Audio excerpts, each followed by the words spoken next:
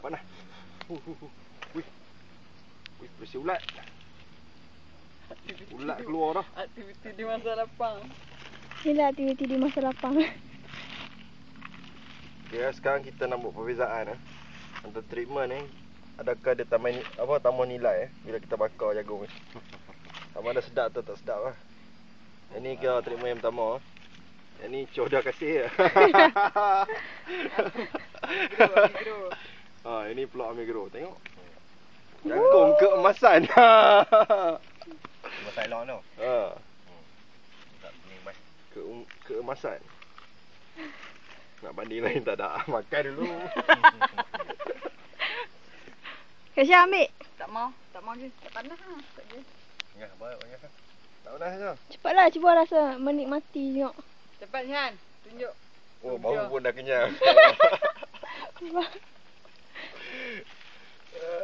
Lagi kena padam tu tengok terbakar macam apa? Hujung minggu. Aktiviti di hujung floating. Okay, Kak Syah pula buka.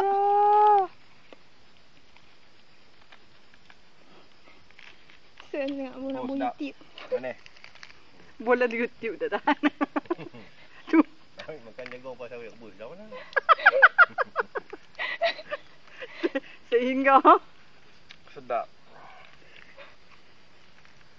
Tak kata apa. dah lah jatuh dapat siap lah. Sukar untuk kata-kata ketika Kata-kata. ketika menikmati jagung Tapi bakar. kalau ada cik ni, dia kata alangkah ruginya kami tidak Dia tidak dapat mengikut. bersama-sama. Burung puyuh di belakang tu ya. Cepat Kak Syah pula menikmati.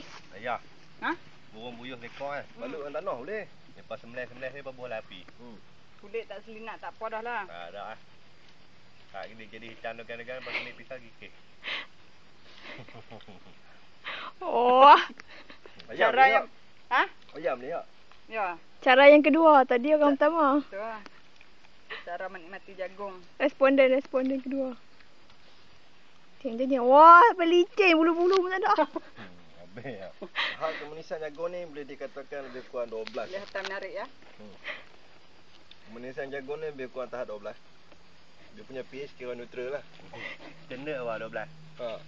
Sebab kebanyakan jagung tahap kemenisan cuma 5 tapi 12. Kira ni memang powernya try. Di mana kuat? Ni, dia ada komen tengok partner tu. Woi, hampa buat tu. Terlampun. Saya ni masuk api balik. Nyorok macam mana? Ni, kita ada hak jadi pokok lepas sawit. Nak buat YouTube ni kita buat pasal panda pula.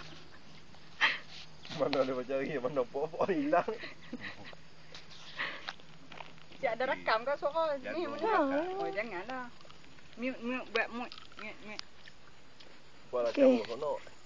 Sampai di sini sahaja ya.